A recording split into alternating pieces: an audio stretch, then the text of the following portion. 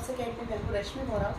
आज मैं आपको PIL यानी पब्लिक इंटरेस्ट लिटिगेशन का टॉपिक के ऊपर बहुत अच्छा वीडियो बना के देने वाली हूँ, जिसमें कि मैं एक्सप्लेन करूँगी introduction and meaning of PIL। Introduction इसके बारे में बताऊँगी, फिर मैं मैटर्स बताऊँगी कौन कौन से मैटर्स जो हैं PIL के लिए एंटरटेन किए जाते हैं सुप्रीम कोर्ट के अंदर। Evolution of PIL with landmark judgment, यानी कि इसका एवोल्यूशन कैसे हुआ था, कौन इनको लेके आया था, कौन कौन से ऐसे रिलेटेड केसेस थे जिन पे जजमेंट्स दी गई थी जिनके थ्रू PIL फेमस हुआ।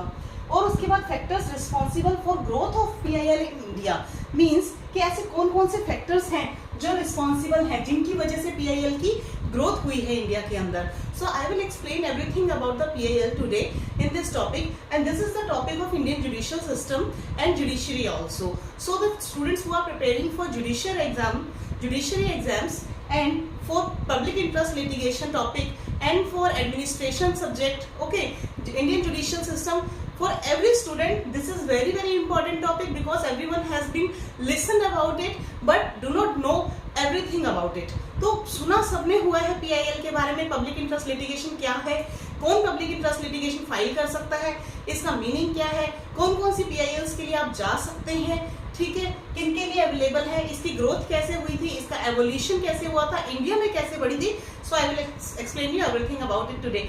सो प्लीज अगर मेरे चैनल पे नए हैं तो प्लीज सब्सक्राइब जरूर कर दीजिएगा। वीडियो को देखने के बाद लाइक का बटन प्रेस कर दिया कीजिए। लाइक में कोई टाइम नहीं लगता, आपका कुछ नहीं वेस्ट होता, तो लाइक जरूर कर दिया कीजिए। मेरे वीडियोस अगर आपको पसंद आ रहे हैं तो मैं आपको अपने नोट्स के थ्रू एक्सप्लेन कर रही हूँ। तो चलिए स्टार्ट करते हैं आज का वीडियो। PIL क्या है? देखिए फ्रेंड्स, मैं आपको बताती हूँ PIL क्या मीनिंग क्या है। PIL जो है ये एक एक्सप्रेशन है जो कि बोरो किया गया था अमेरिका से। अमेरिका ने PIL सबसे पहले लेके आए थे एक्सप्रेशन, तो अमेरिका ने डिजाइन किया था ये। तो it is provided for the legal representation to previously unpresented groups like poor, racial discrimination, minorities, unorganised consumers, citizens who were passionate about the environmental issues. तो मतलब ये जो लाई गई थी, PIL का मतलब होता है पब्लिक इंटरेस्ट लिटिगेशन, कि आप जनता के हित में, पब्लिक इंटरेस्ट लिटिगेशन को हिंदी में जनहित याचिका बोलते हैं।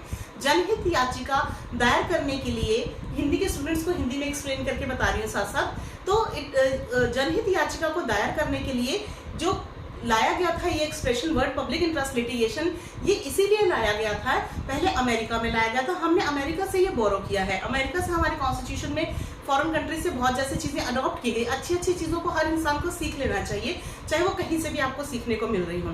तो जो पब्लिक इंटरेस्ट लिटिगेशन है ये कोई भी इंसान कर सकता है। ये उन लोगों के लिए पहले लाया गया था जो कि पिछड़े हुए थे, जो आगे नहीं आ सके, जो अपने अधिकारों की रक्षा के लिए कुछ बोल नहीं पाए, जिनको अपने अधिकारों के बारे में मालूम ही नहीं था, who were not aware of their rights, okay, fundamental rights, legal rights, anything, जिनको कुछ नहीं मालूम था, जो पिछड़ गए पीछे, ठीक है, रेशियल डिस्क्रिमिनेशन की वजह से, माइनॉरिटीज हैं जो, या गरीब लोग हैं, वो लोग पिछड़ गए थे, उनको आगे लाने के लिए, उनके अधिकारों की रक्षा के लिए वो PIL के पब्लिक के थ्रू अपने अधिकारों को मांग सके, ले सके, ठीक है, उनका प्रयोग यूज कर सके।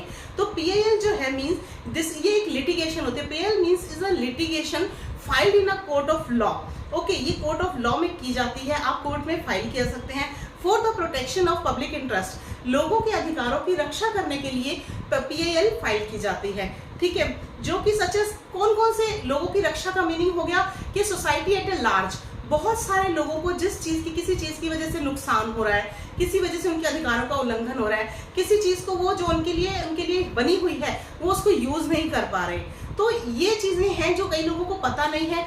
इन सब के लिए कोई भी व्यक्ति कोर्ट में, मतलब बहुत सारे लोगों को एक साथ अगर किसी को नुकसान हो रहा है, एक चीज की वजह से बहुत सारे लोगों का नुकसान हो रहा है, या बहुत सारे लोगों को उनका अधिकार नहीं मिल पा रहा, तो वो सब मिलके या उनके लिए कोई एक व्यक्ति खड़ा होके, कोई भी, वो कोर्ट के अंदर PIL दाखिल कर सकता है, यानी कि PIL फाइल कर सकता है। तो ये कोई भी एडवोकेट हो सकता है, कोई भी पर्सन हो सकता है जिसको नॉलेज है, आप जाइए उस व्यक्ति के पास, वो आपके लिए PIL फाइल करेगा आपके अधिकारों की रक्षा के लिए, या आपको जो अधिकार दिलवाने हैं, मतलब या जिस वजह से सोसाइटी को नुकसान पहुंच रहा है उसको रोकने के लिए, या गवर्नमेंट कोई अपना काम पूरा नहीं कर रही है जिसकी वजह से लोगों को नुकसान हो रहा है, लोग परेशान हो रहे हैं, उसके लिए आप जा सकते हैं। तो PIL is a file, is a remedy, is a tool to for the public at large, for the safety and prevention of the interest of the public at large. ठीक है, पूरी सोसाइटी को के अधिकारों की रक्षा करने के लिए PIL का जो फॉर्मेट है ये लाया गया था। ठीक है, तो प्रोटेक्शन होती है इसमें। कौन कौन सी चीजें हैं, जैसे कि एग्जांपल के तौर पे एनवायरनमेंट को लेके हो गई, एनवायरनमेंट की सेफ्टी के लिए आप PIL डाल सकते हैं, रोड सेफ्टी के लिए डाल सकते हैं, और किसी को हैरेसमेंट हो रहा है उसके लिए आप डाल सकते हैं। कोई भी ऐसे मैटर्स, रोड सेफ्टी है, कंज्यूमर टेररिज्म है जैसे कि, एंड कंस्ट्रक्शन हजार्ड्स, मतलब कंस्ट्रक्शन होती है उसकी वजह से लोगों को, पब्लिक को परेशानी होती है। All these matters are for the public interest. अभी मैं आपको इसकी पूरी लिस्ट बताऊंगी कि कौन कौन से मैटर्स जो है वो एंटरटेन किए जाते हैं। This is just an overview. आज मैं आपको ये इंट्रोडक्शन दे रही हूँ PIL का। तो पब्लिक इंटरेस्ट लिटिगेशन जो है, it is not defined in any statute. ये किसी स्टैट्यूट में, किसी लॉ में डिफाइन नहीं की गई है। जो PIL का फॉर्मेट था ये जजेस खुद लेके आए थे। जब जजेस को लगा कोर्ट्स में कि भाई हाँ इसकी जरूरत है, इसे हमें अडॉप्ट करना चाहिए, हमारे देश में भी ऐसा होना चाहिए कि जो लोग अपने अधिकारों के लिए लड़ नहीं पा रहे हैं, या जिन लोगों को, बहुत सारे लोगों को फैक्ट्रीज की वजह से, पॉल्यूशन की वजह से नुकसान झेलना पड़ रहा है, नदियां खराब हो रही हैं, एनवायरनमेंट में पॉल्यूशन फैल रहा है, ये हो गया, कूड़ा सड़कों में फेंक रहे हैं उसके लिए कुछ नहीं किया जा रहा, या सरकारी दफ्तरों में, गवर्नमेंट ऑफिस के अंदर लोगों को धक्के खाने पड़ रहे हैं, उनकी सुनवाई नहीं हो रही, गरीब लोगों को उनके अधिकार ना पता है, ना मिल रहे हैं, ना अवेयरनेस है। तो इन सब चीजों के लिए ही लाया गया था। ये जजेस ने ही सोचा था और जजेस ने ही स्टार्ट किया था हमारे देश के अंदर। ठीक है, तो PIL जो है एक इंटरेस्ट है, it is an intent of public at large, मतलब पब्लिक के लिए लार्ज लेवल पे एक PIL फाइल की जाती है, ऐसे एंटरटेन नहीं की जाती। और PIL जो है सीधा सुप्रीम कोर्ट में आप फाइल कर सकते हैं। PIL का ऑप्शन ही सीधा सुप्रीम कोर्ट के लिए दिया गया है कि लेकिन it is just for the satisfaction. अगर सुप्रीम कोर्ट सेटिस्फाई होता है कि आप जो कर रहे हैं वो सही कर रहे हैं, इसमें लोगों का इंटरेस्ट है, लोगों की भलाई के लिए कर रहे हैं, अपने फायदे के लिए या किसी पॉलिटिशियन के या पॉलिटिकल बेनिफिट के लिए नहीं कर रहे हैं, आप लोगों को फायदा पहुंचाना चाहते हैं, लोगों के सोशल वर्क करना चाहते हैं, लोगों की हेल्प करना चाहते हैं, तभी सुप्रीम कोर्ट एंटरटेन करेगा आपकी PIL को, अदरवाइज नहीं करेगा। ठीक है, तो ये मैं इंट्रोडक्शन दे रही हूँ इसका। तो कोर्ट जो है can itself take cognizance of the matter and proceed suo motu, और cases can commence on the petition of any public spirited individual. मतलब जब कोर्ट को खुद को भी दिखता है कि हाँ ये काम, अगर कोई देश में कोई ऐसा बड़ा सा काम हो रहा है जिसकी वजह से लोगों को नुकसान हो रहा है, या जैसे कोई भी आजकल आप सुन रहे होंगे देश के अंदर दंगे, हिंदू मुसलमानों के दंगे लेकर, या कोई ऐसा कुछ काम हो रहा है, मतलब अगर कुछ ऐसा भ्रांतियां या दंगे फसाद फैल रहे हैं और उसके लिए सरकारें कुछ नहीं कर रही, तो जो सुप्रीम कोर्ट है वो खुद संज्ञान लेते हैं, कॉग्निजेंस लेते हैं कि हाँ ये ऐसा होना चाहिए। वो खुद ऑर्डर दे देती हैं कि हाँ ये ऐसा होना चाहिए, ये काम को रोकिए आप, ये काम आप क्यों नहीं रोक रहे, जिसकी वजह से ये हुआ है उसको सजा मिलनी चाहिए। तो वो खुद ही केसेस ले लेते हैं सुप्रीम कोर्ट ऐसे करके। ठीक है, तो ये खुद सुओ मोटो एक्शन इसको बोला जाता है, जब सुप्रीम कोर्ट अपनी तरफ से खुद संज्ञान लेता है। ठीक है, तो ये तो था इंट्रोडक्शन, ओवरव्यू आपको पता लगा होगा, समझ में आ गया होगा कि PIL का क्या है। ठीक है, PIL कौन फाइल कर सकता है, इसमें आपको काफी कुछ चीजें समझ में आ गई होंगी। Now I am explaining you the topic number 2, matters entertain under PIL। कौन कौन से पर्टिकुलर मैटर्स हैं जिनके लिए आप PIL फाइल कर सकते हैं। ठीक है, अब मैं आपको बताती हूँ। जैसे कि सबसे पहले बॉन्डेड लेबर्स के मैटर, बॉन्डेड लेबर होती है बंधुआ मजदूर, उनके कोई भी मैटर्स हैं। ठीक है, उनको अगर उनका कोई मैटर है तो वो लोगों को नुकसान हो रहा है, बंधुआ मजदूरों को उनका अधिकार नहीं मिल रहा, जमींदार या बड़े बड़े ठेकेदार वो लोग मजदूरों को बंधुआ मजदूरी करवा रहे हैं, आपको दिख रहा है कहीं पे, और वो बेचारे कुछ कर नहीं पा रहे उसके लिए, तो उनके लिए आप जा सकते हैं। चाइल्ड लेबर के लिए अगर है, कहीं पे आपको दिख रहा है चाइल्ड लेबर हो रही है, बच्चों का हरेसमेंट हो रहा है, उनसे काम करवाया जा रहा है। एंड कंप्लेंट्स हो गई, कहीं पे पुलिस आपकी FIR या कंप्लेंट को दर्ज नहीं कर रही है, फाइल नहीं कर रही है, उसके लिए रजिस्टर नहीं कर रही, so you can go for the PIL for this also. अगर इसके अंदर कस्टोडियल डेथ का मैटर भी है उसके लिए भी जा सकते हैं। हैरेसमेंट अगर पुलिस कर रही है सो इसके लिए भी जा सकते हैं। And harassment and torture against the oppressed financially deprived classes, मतलब जो कि ऐसी क्लासेस हैं जो गरीब लोग हैं, फाइनेंशियली पुअर हैं, जिनके इकोनॉमिक कंडीशन ठीक नहीं है और उनको हरेस किया जा रहा है, गरीब लोगों से ज्यादा काम करवाया जा रहा है और पैसे कम दिए जा रहे हैं, मजदूरी के पैसे नहीं दे रहे उसको। ऐसा हो गया डिप्रेस्ड, फाइनेंशियली डिप्राइव्ड क्लासेस हो गई, जिनको जो गरीब लोग हैं, जिनके पास खुद जो डेली का कमा के खाते हैं, तो उन लोगों का हरेसमेंट किया जा रहा है। अगर कहीं पे चिल्ड्रन हो गए, वुमेन हो गई, इन सबको भी इंक्लूड किया जाता है। नेग्लेक्टेड चिल्ड्रन हो गए, जिन बच्चों को नेग्लेक्ट किया जा रहा है, कोई पूछ नहीं रहा उनके एजुकेशन फ्यूचर के लिए। नेक्स्ट है non payment of minimum wages to workers and exploitation of casual workers, मतलब पेमेंट नहीं दे रही, मिनिमम वेजेस जो है वो उनको पेमेंट मिल नहीं रही है वर्कर्स को, उनका भी हरासमेंट हो रहा है, एक्सप्लॉयटेशन हो रहा है। And atrocities on women, like ladies के साथ गलत काम होना, जितने भी केसेस हैं, इंसिडेंट्स हो जाते हैं, रेप है, मर्डर है, किडनैपिंग है और कोई ट्रैफिकिंग है, ह्यूमन ट्रैफिकिंग है, जैसे कोई भी ऐसा ऑफेंस है, इनके लिए आप PIL में जा सकते हैं। ये मैटर्स एंटरटेन किए जाते हैं कोर्ट में। नेक्स्ट है एनवायरमेंटल रिलेटेड इश्यूज। एनवायरमेंट से रिलेटेड आपको दिख रहा है कहीं पे कोई फैक्ट्री लग गई है, वो बहुत ज्यादा एनवायरमेंट कर रही है, कोई सड़क पे गाड़ियां चल रही हैं, डेली आपके सामने ऐसी गाड़ियां निकल रही हैं जो कि पॉल्यूशन जिनसे हो रहा है, जिनका जहरीला धुआं निकलता है, जिसको पॉल्यूटेड एयर निकल रही है, तो पॉल्यूशन कर रही है, जिसकी वजह से आपको नुकसान हो रहा है। सड़कों पे ऐसी जगह पे डेली कूड़ा फेंक रहे हैं, जिसकी वजह से आपको नुकसान हो रहा है, आप पास में रह रहे हैं, आपको स्मेल आ रही है, पूरा एनवायरनमेंट बिल्कुल उससे पॉल्यूटेड हो रहा है। नेक्स्ट है जैसे फूड एडल्ट्रेशन हो गया and maintenance of heritage and culture, अपने हेरिटेज और कल्चर को मेंटेन करके रखने के लिए पहाड़ है, नदियां हैं, अच्छी अच्छी चीजें, पेड़ पौधे हैं, इनकी रक्षा के लिए अगर आपको कहीं लग रहा है इन सबको नुकसान हो रहा है, तो आप ये एक लार्ज लेवल पे है, इन जिससे कि सब लोगों को फायदा होना चाहिए, लेकिन बहुत सारे लोगों को इनकी वजह से नुकसान हो रहा है इन कामों की वजह से। तो इन सब चीजों के लिए, इन सब मैटर्स के लिए you can go to the supreme court directly by filing a PIL, public interest litigation. आप फाइल करके आप कोर्ट में जा सकते हैं। जब भी सुप्रीम कोर्ट को लगेगा कि हाँ आप अच्छे काम के लिए आए हैं, आपका कोई इसमें सेल्फ इंटरेस्ट नहीं है, सेल्फ मोटो नहीं है, आप अपने लिए फायदे के लिए नहीं कर रहे हैं या किसी और के फायदे के लिए नहीं, बल्कि पब्लिक के फायदे के लिए कर रहे हैं, for the public at large you are doing a good job, तो उस तब जो सुप्रीम कोर्ट है आपकी PIL को एंटरटेन करेगी। तो ये सब मैटर्स हैं जो अभी मैंने आपको बताए, ठीक है। अब मैं आपको बताती हूँ इसका जेनेसिस या एवोल्यूशन कैसे हुआ था। पब्लिक इंटरेस्ट लिटिगेशन का कंसेप्ट लिया तो अमेरिका से गया था, लेकिन हमारे देश के अंदर कौन से जस्टिस ने, कौन से जजेस ने इसका बीज बोया था, किन्होंने इसको स्टार्ट किया था, तो वो थे जस्टिस कृष्णन अय्यर।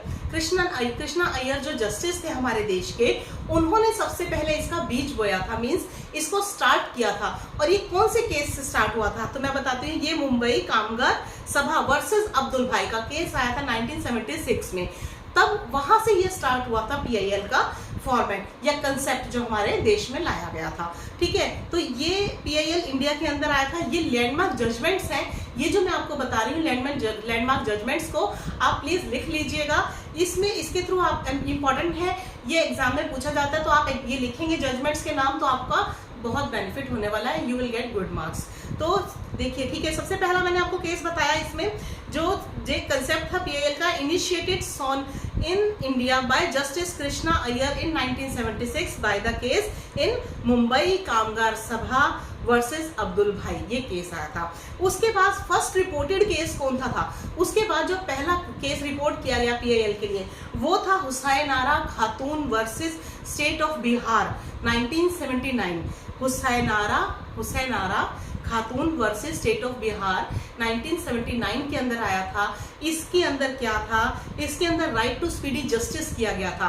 इसको स्पीडी जस्टिस का सबसे पहला केस माना जाता है कि राइट टू स्पीडी जस्टिस इस केस के थ्रू हुआ था। इसमें क्या कहा गया था, मैं थोड़ा थोड़ा आपको एक्सप्लेन करती जाऊंगी इन केसेस के बारे में। इसका ओवरव्यू अगर आप लिख देंगे एग्जाम में, so you will get very good marks in the exam, ठीक है। तो इसमें क्या कहा था, इसमें फोकस किया गया था on the inhuman conditions of prisons की, जेलों की बहुत बुरी कंडीशंस जो थी, that focused in the inhuman condition of prisons and under trial prisoners that led to the release of more than 40,000 under trial prisoners।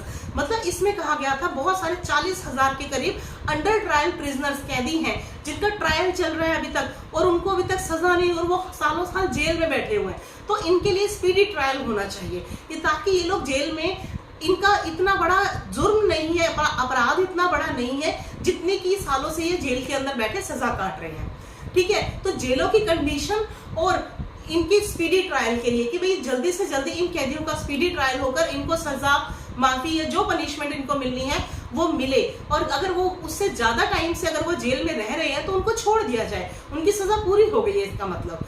ठीक है ना, तो इसको लेके हुसैनारा खातून का केस आया था स्टेट ऑफ बिहार का 1979 में, राइट टू स्पीडी जस्टिस के लिए। और वो जो बेसिक जो इसका फंडामेंटल राइट था, ये लोगों का बेसिक फंडामेंटल राइट था कि उनको which had been denied to these prisoners, इन लोगों को मिल नहीं रहा था प्रिजनर्स को कि उनका फंडामेंटल राइट है। ठीक है, the same set of pattern was adopted in subsequent cases, तो यही सब पैटर्न फिर था आगे के केसेस में भी अडॉप्ट किया गया था। ठीक है, स्पीडी जस्टिस का राइट जो है सबके लिए है, इसलिए ये बोला गया इसमें। नेक्स्ट है new era of PIL movement was heralded by justice PN Bhagwati in the case of SP Gupta versus union of India. PN Bhagwati के बारे में मैंने आपको अभी पिछले उसमें बताया था, लीगल एड के बारे में बताया था कि लीगल एड भी जो है PN भगवती जस्टिस जो है वो हाई कोर्ट में भी जस्टिस रह चुके हैं, सुप्रीम कोर्ट में भी जस्टिस रह चुके हैं। अब वो इस दुनिया में नहीं रहे, अभी उनके पीछे कुछ साल पहले उनकी डेथ हो गई है 95 की एज में। लेकिन जो जस्टिस PN भगवती थे उन्होंने बहुत अच्छे रिफॉर्म्स लेके आए, बहुत अच्छे काम किए लीगल एड के लिए, लीगल सर्विसेज इंडिया के लिए, एंड जो ये थे PIL के अंदर भी इन्होंने ही ये लेके आए थे। इसमें इन्होंने SP Gupta versus union of India के केस से इन्होंने स्टार्ट किया था। ये केस का साइटेशन है AIR 1982 supreme court 149, case number है 149। तो ये केस नंबर है, प्लीज लिख लीजिएगा। ये जो केस है ये appointment and transfer of high court जजेस के नाम से फेमस है। भाई कैसे अपॉइंटमेंट की जाएगी और ट्रांसफर कैसे किया जाएगा हाई कोर्ट के जजेस का। ठीक है, तो इस केस के अंदर जो रिजल्ट आया था, जो इसके अंदर जजमेंट आई थी, उसके अंदर कहा गया था in this case it was held that any member of the public और social action group acting bona fide, अगर कोई भी ऐसा पर्सन है या सोशल एक्टिविस्ट है कोई, तो वो इन्वोक कर सकता है the writ jurisdiction of the high court. High court की रिट जुरिस्डिक्शन को इन्वोक कर सकता है अंडर आर्टिकल 226 और the supreme court under article 32। ठीक है, ये दो ही आर्टिकल्स हैं मेन, जो हाई कोर्ट के लिए 226, 226 और सुप्रीम कोर्ट में अंडर आर्टिकल 32 आप PIL फाइल कर सकते हैं।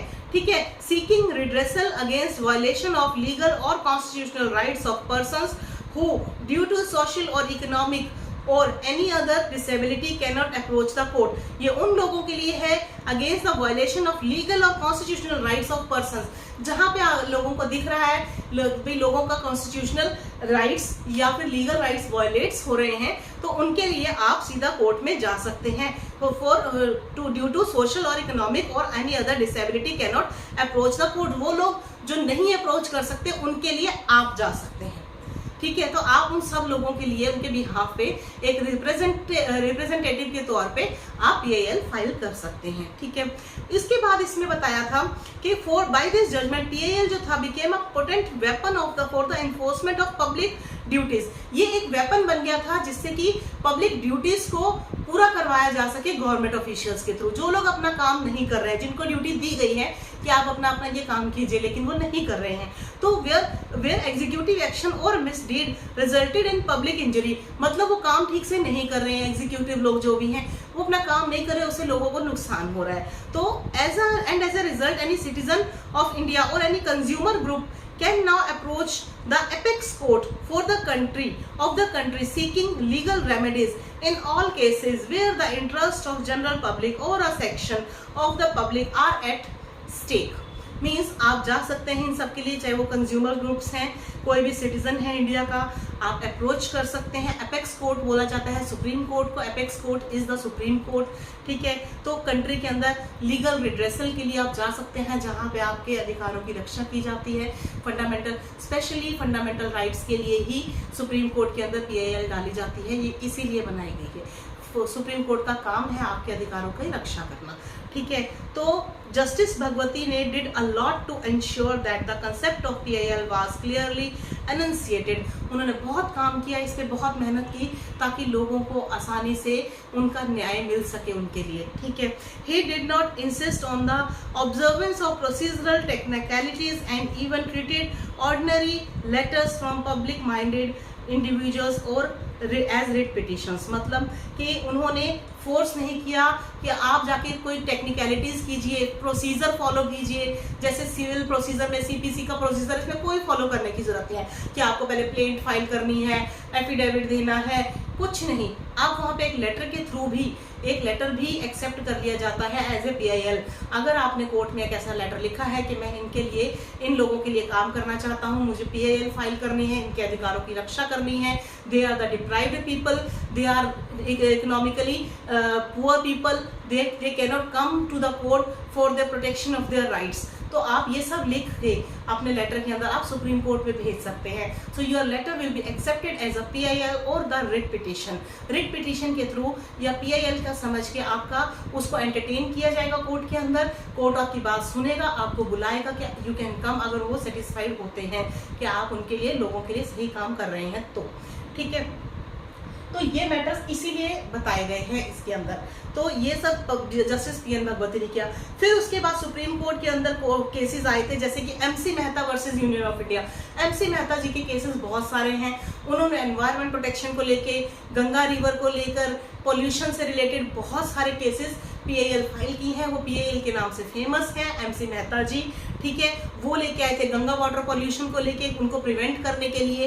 तो इसमें मैं बता देती हूँ, इन PIL brought against Ganga water pollution so as to prevent any further pollution of Ganga water. Supreme Court held that petitioner, although not a riparian, owner नहीं है कोई भी, उन्होंने सुप्रीम कोर्ट में कहा कि ये कोई ऑनर नहीं है, ये गंगा वाटर को पोल्यूशन से बचाने के लिए आए हैं। तो although is entitled to move to the court for enforcement of statutory provisions। तो इसलिए वो कोर्ट में जा सकते हैं statutory provisions के लिए, as he is a person interested in protecting the lives of people, क्योंकि वो इंटरेस्टेड है लोगों की जीवन की रक्षा करने के लिए। who make use of Ganga water, जो लोग गंगा का पानी पीते हैं, अगर गंगा वाटर ही मैला हो गया, गंदा पॉल्यूटेड हो गया, तो लोगों की लाइफ के सेफ्टी नहीं रह जाएगी, लाइफ बचाना मुश्किल हो जाएगा, सब लोग बीमार पड़ जाएंगे। तो इसलिए उन्होंने, एमसी मेहता जी ने गंगा वाटर से रिलेटेड, पॉल्यूशन से रिलेटेड, एनवायरनमेंट से रिलेटेड बहुत सारे पीआईएल्स फाइल की हैं। आपको देखने हो तो बहुत सारे केसेस हैं। एनवायरनमेंट लॉ के अंदर आप देखेंगे तो उसके अंदर आपको के सब्जेक्ट के अंदर एमसी मेहता जी के केसेस बहुत सारे मिल जाएंगे। नेक्स्ट एक केस और आया था, Vishakha versus state of Rajasthan. बहुत इंपॉर्टेंट, बहुत फेमस केस था, ठीक है। ये पूछा जाता है, जुडिशरी के अंदर भी आता है, पूछा जाता है आपसे, और वुमेन्स रिलेटेड लॉज के अंदर, laws related to women and child के अंदर, इसके ऊपर मैंने बहुत अच्छा प्रेजेंटेशन बनाई थी। अभी इसमें मैं आपको शॉर्ट में ओवरव्यू दे देती हूँ। Vishakha versus state of Rajasthan, इसके अंदर क्या था, the judgment of the case recognised sexual harassment as a violation of the fundamental constitutional rights of article 14, 15 and 21। इसमें बोला गया था सेक्सुअल हैरेसमेंट जो लेडीज की जाती है, वुमेन की, उससे रिलेटेड ये केस था, ठीक है। तो इसमें वायलेशन की गई थी फंडामेंटल राइट्स की, आर्टिकल 14, 15 एंड 21 की। जो तो फिर इसके अंदर गाइडलाइंस दी गई थी, the guidelines also directed for the sexual harassment of women at work place. इसमें फिर हैरेसमेंट के से रिलेटेड सेक्सुअल एक्सप्लॉयटेशन या हैरेसमेंट जो वुमेन की एट वर्क प्लेस, ऑफिस के अंदर होती है, काम करने वाली जगह पे होती है, अगर लेडीज का हैरेसमेंट होता है तो उसके लिए फिर prevention and prohibition and redressal act आया था 2013 में। एक निर्भया के बाद आया था, एक इसके बाद आया था विशाखा का, Vishakha versus state of Rajasthan के केस में। तो ये जो केसेस थे, इसमें prevention and prohibition and redressal of women, इसके लिए एक्ट आया था 2013 में लाया गया था, ठीक है। तो ये सारे इंपॉर्टेंट केसेस या जजमेंट्स थी जो मैंने अभी आपको बताई, MC Mehta versus union of India की, Vishakha versus state of Rajasthan की, and SP Gupta versus union of India जिसको पीएन भगवती लेके आए थे। उससे पहले हुसैन आरा खातून का केस था, सबसे पहले जो पीआईएल फर्स्ट रिपोर्ट की गई थी, ठीक है। और उससे पहले वाला केस जो कि जस्टिस कृष्णा अय्यर लेके आए थे, जहां से पीआईएल स्टार्ट हुई थी, वो था मुंबई कामगार सभा वर्सेस अब्दुल भाई। तो ये थी कुछ लैंडमार्क जजमेंट्स जिसके अंदर मैंने आपको जजमेंट्स भी बता दी और केसेस बता दिए इसके अंदर क्या हुआ था। अब मैं आपको बताती हूँ कि कौन कौन से फैक्टर्स रिस्पॉन्सिबल है for the growth of PIL in India, मतलब किस वजह से, कौन कौन से ऐसे कारण थे कि PIL को लाना जरूरी हो गया था हमारे देश के अंदर। ठीक है, देखिए सबसे पहले था कि character of the Indian constitution, जो हमारा इंडिया का है, India has a written constitution through part 3 fundamental rights और part 4 DPSP directive principles of state policy. तो ये जो फंडामेंटल राइट्स और directive principles of state policy है, ये प्रोवाइड करते हैं एक ऐसा framework for the regulating relations between the state and its citizens, मतलब ये रेगुलेट करते हैं कि भाई DPSP के थ्रू जो directive principles of state policy के ऐसे प्रिंसिपल्स हैं जो स्टेट को फॉलो करने पड़ते हैं, उसके लिए आप कोर्ट में नहीं जा सकते हैं, लेकिन अपने फंडामेंटल्स के राइट्स के वायलेशन के लिए आप कोर्ट में जा सकते हैं। ठीक है, तो ये आपस में इनका रिलेशन बना के रखने के लिए, स्टेट और उसके सिटीजन्स का बना के रखने के लिए एक ऐसा फ्रेमवर्क देते हैं ये आर्टिकल्स फंडामेंटल राइट्स और DPSP में जितने भी मेंशंस हैं। ठीक है, तो इसमें बताया गया and it citizen and between the citizen interest से, मतलब आपस में लोगों के बीच में भी इसमें रिलेशन बनाए रखने के लिए ये PIL की ग्रोथ के लिए ये रीजन इंपॉर्टेंट था, ताकि आपस में इनका रिलेशन बना रहे और काम स्मूथली चलता रहे। सेकेंड था India has some of the most progressive social legislations, India ने बहुत ऐसी प्रोग्रेस की है, सोशल लेजिस्लेशन लाए हैं, ऐसे कानून लाए हैं जो कि हर जगह पे पूरे वर्ल्ड में आज मिलते हैं, जैसे कि it be related to bonded labour से रिलेटेड हो गया, मिनिमम वेजेस है, लैंड सीलिंग है, एनवायरमेंटल प्रोटेक्शन है, इन सब से रिलेटेड जो भी है PILs फाइल की गई, इसीलिए इसका ये रीजन थे, ये सब हो रहा था जिनके लिए PIL को का करना जरूरी हो गया था। ठीक है, तो this has made it easier for the courts to have to haul up the executive when it is not performing its duties in ensuring the rights of the poor as per the law of the land, मतलब ये सब चीज़ों को देखते हुए जब देखा court ने कि हाँ एग्जीक्यूटिव्स या जिन लोगों को इन चीज़ों की ड्यूटी दी गई है अपना काम फॉलो करने के लिए, but they are not performing their duties very well, they are not doing anything for the help and social welfare of the public, तो इस वजह से ही PIL को लाना जरूरी हो गया था। नेक्स्ट था the liberal interpretation of locus standi, जो लोकस स्टैंडी का है कि आपको सुना जाएगा, आपकी बात सुनी जाएगी, आपका अधिकार है, तो where any person can apply to court on behalf of those, तो इसमें कहा गया था कि कोई भी व्यक्ति दूसरों के बिहाफ पे आप कोर्ट में PIL फाइल कर सकते हो जो कि इकोनॉमिकली या फिजिकली जो अनेबल है to come before the court, it has helped, तो उनके लिए हेल्प की गई बहुत ज़्यादा। जजेस themselves have in some cases initiated suo motu action based on newspaper articles और लेटर्स रिसीव्ड, मतलब अगर जजेस खुद भी देखते हैं कि उनको न्यूज़पेपर के अंदर कोई ऐसी चीज़ आ रही है, डेली न्यूज़ आ रही है जिसके लिए उनको सुओ मोटो कॉग्निजेंस लेना बहुत ज़रूरी है, अपने आप संज्ञान लेना बहुत ज़रूरी है, तो सुप्रीम कोर्ट भी उसके ऊपर खुद संज्ञान लेकर, या फिर अगर आप सुप्रीम कोर्ट को लेटर लिखते हैं सुप्रीम कोर्ट के जस्टिस को कि हाँ ऐसा हो रहा है, इसके लिए मुझे PIL फाइल करनी है, ये लोगों को नुकसान हो रहा है, सोसाइटी एट लार्ज, मतलब सोसाइटी को बड़े लेवल पे पूरी सोसाइटी को नुकसान हो रहा है इस चीज़ की वजह से, तो इस काम को रोक देना चाहिए, तो आप PIL फाइल कर सकते हैं। तो इसके लिए ज़रूरत पड़ी। All the social and economic rights given in the Indian constitution under part 4 are not legally enforceable, अभी मैंने बताया ना पार्ट 4 के अंदर DPSP के अंदर जो राइट्स दिए गए हैं आपको, तो वो राइट्स जो है वो एनफोर्सेबल नहीं है, आप उसको एनफोर्स करवाने के लिए वो स्टेट की ड्यूटी है, स्टेट खुद करेगी। ठीक है, उसके लिए आप कोर्ट में नहीं जा सकते हैं। thereby enforceable courts have certainly creatively read these into fundamental rights, तो उन्होंने खुद पढ़ा into fundamental rights thereby making them judicially enforceable, फिर fundamental rights को उन्होंने जजेस ने enforceable माना और बनाया। फॉर इंस्टेंस इसीलिए जो राइट टू लाइफ था अंडर आर्टिकल 21 तो has been expanded to include right to free legal aid, इसीलिए जो हमारा फंडामेंटल राइट है right to life under article 21 में जो दिया गया है उसको बढ़ा दिया गया, एक्सपेंड कर दिया गया, उसमें अमेंडमेंट लाई गई। उसमें अमेंडमेंट जो लाई थी उसमें ये कहा था आर्टिकल 21 के अंदर ही ये सब बातें आएंगी कि right to free legal aid है, आपको आपका अधिकार है फ्री लीगल एड का, फ्री लीगल एड के लिए मैंने आपको एक बात इसमें नहीं बताई थी, वो मैंने बहुत सारी बातें हैं, मैंने आपको एक इंट्रोडक्शन दिया था लीगल एड का, ठीक है ना। तो लेकिन फ्री लीगल एड का मतलब होता है कि उन लोगों को लीगल एड फ्री में दी जाती है जो इकोनॉमिकली फाइनेंशियली पुअर हैं, बिलो द रेंज है, मिनिमम वेजेस भी जिनको नहीं मिल रहे, जिनकी सालाना इनकम बहुत कम है, ठीक है। तो वो जिसको बॉर्डर लाइन के कहते हैं ना, नीचे आ जाते हैं, जिनकी बिल्कुल कंडीशन पुअर है, उनको फ्री लीगल एड मिलती है, ठीक है। वो जा सकते हैं फ्री लीगल एड के लिए। तो उसकी कुछ कंडीशंस हैं, वो एप्लीकेबल अगर हो जाती हैं आपके ऊपर तो आप जा सकते हैं उसके लिए, फ्री लीगल एड के लिए। Right to life with dignity, ये भी इसके अंदर आर्टिकल 21 में ऐड कर दिया गया। राइट टू लाइफ में right to education, right to work, freedom from torture, bar fetters and handcuffing in prison, मतलब जेल के अंदर हाथ बांध के नहीं रख सकते हैं। आपका एजुकेशन का राइट है, आपका काम करने का राइट है, अधिकार है, जिंदगी अच्छे से पूरी इज्जत से जीने का अधिकार है आपको, और फ्री लीगल एड का।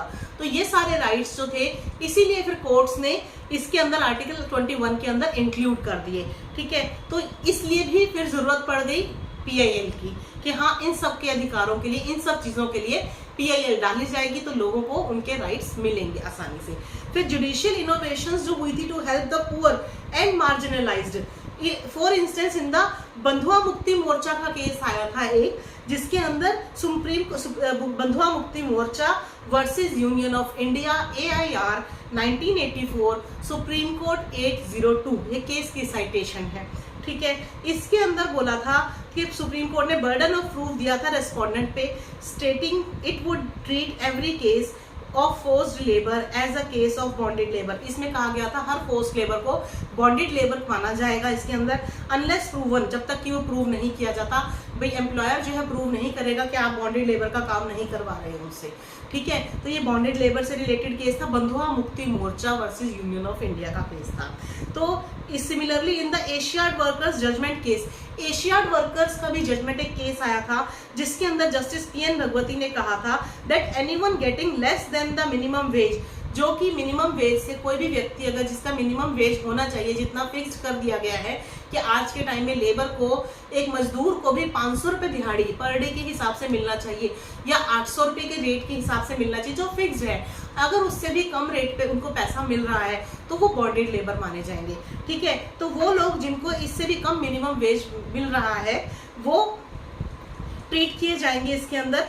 Can approach the supreme court directly, तो वो लोग सुप्रीम कोर्ट को डायरेक्टली अप्रोच कर सकते हैं, इसके अंदर जा सकते हैं थ्रू द लेबर कमिश्नर, मतलब without going to through the, तो उनको अपने लेबर कमिश्नर के पास भी जाने की जरूरत नहीं है और किसी लोअर कोर्ट में भी जाने की जरूरत नहीं है, जो मिनिमम वेजेस नहीं मिल रहे अगर लोगों को, जिनके प्रॉब्लम हो। नेसेसरी एविडेंस, मतलब ये सारे रीजंस थे जो भी मैंने आपको बताए, जिनके लिए PIL जरूरी था, जो कि रिस्पॉन्सिबल था ग्रोथ के लिए हमारे देश में। इन रीजंस की वजह से ग्रोथ हुई थी, ठीक है, PIL की। अब मैं आपको बताती हूँ कौन कौन फाइल कर सकता है PIL।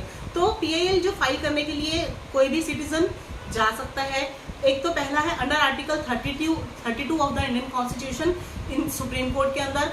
फिर है second under article 226 in the high court, article 26 of the Indian constitution in high court, ठीक है। उसके बाद अंडर सेक्शन 133 ऑफ CRPC, उसके लिए भी आप in the court of magistrate court में आप जा सकते हैं, ठीक है, फाइल कर सकते हैं इसके लिए भी।